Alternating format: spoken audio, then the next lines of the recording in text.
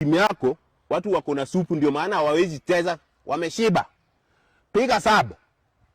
Wenye walikunywa supu waende nyumbani. Kwa hiyo nimekukubalia vizuri.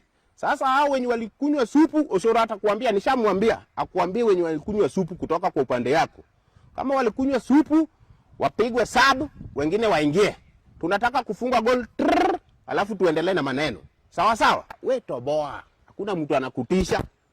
Kama walikunywa supu, walishakunywa. Sisi tunaenda maandamano bila hata kukula kitu, hata maji ya kukunywa. Anza kutoboa. Toboa kabisa. Toboa zili zote. Uko za bedroom, ulianza na jikoni.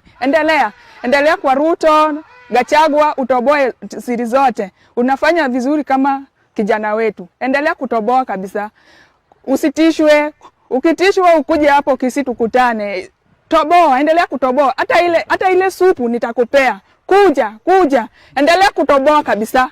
Hii maandamano ya kutetea haki za watu, si kuongozwa na watu ambao wamekunywa supu.